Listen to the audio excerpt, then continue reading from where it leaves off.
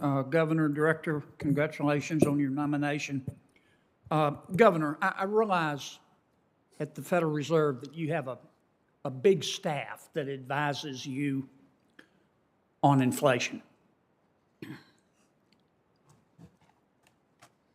And based on their track record, my guess is they also advised people to buy condos in Las Vegas in 2007.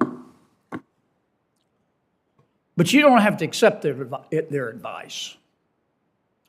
So, with respect to your predictions on inflation, how did you get it so wrong? Well, Senator, thank you. Could you move closer to the mic for me? Yes, of course. Thank you for your question, Senator. You're welcome. So I think, nobody got the pandemic right.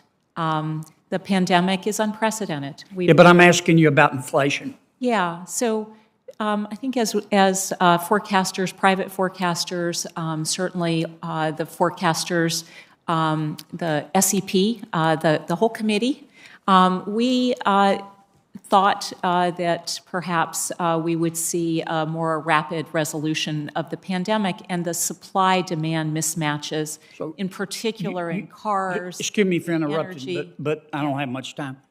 Do you think are you saying that inflation was caused by the pandemic?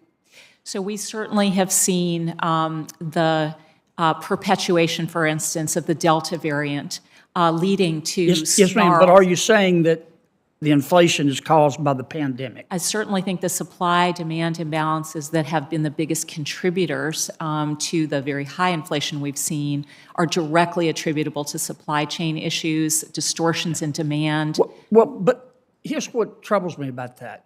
I'll agree that inflation is spreading, but I don't see people going around coughing inflation on each other.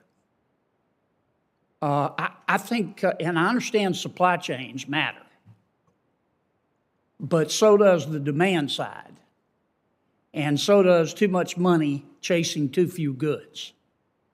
And I don't think, and I don't think any fair-minded person thinks that inflation is solely the result of the pandemic. Let me move on. Do you think that federal regulatory authorities should use their considerable power, not just the Federal Reserve, but federal regulatory authorities?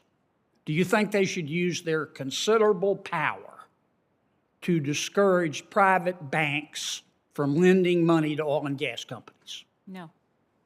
Ma'am? No. Okay.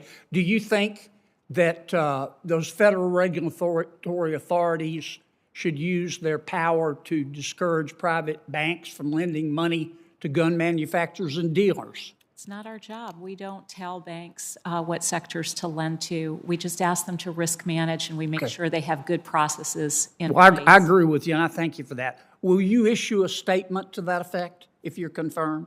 Well, I certainly have made that statement. We'll continue to make yes, that ma'am. statement. Would you issue a separate statement saying, I want to make it clear for what it's worth to all of my colleagues in government, I don't think that you should use your power to discourage private banks from lending money to oil and gas companies and to gun manufacturers. Well, will you do that? Well, I won't tell other regulators what to do, but I will be happy to talk about what we do at the Federal Reserve, what our statutory authorities require us to do.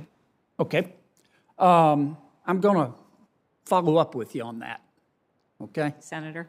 I take that as a yes, and I'm looking forward to that statement. Director, gosh, this is America's debt.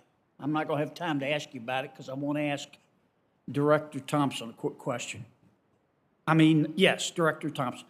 Madam Director, are you familiar with President Biden's risk rating 2.0 pricing scheme for the National Flood Insurance Program? Sir, I'm not familiar with the details of that program. Well, I need you to take a look at it. You talk about affordability. President Biden is about to make housing for at least 5 million Americans unaffordable by raising their flood insurance from $1,000 a year to $5,000 and $6,000 a year, and you're going to have a problem. Real quickly, Madam Governor, do you think we've got 4 big banks? They have market share between 30% and 50% in the greatest economy in all of human history. They're not really banks, they're countries. Do you think economic power is too concentrated in those 4 banks?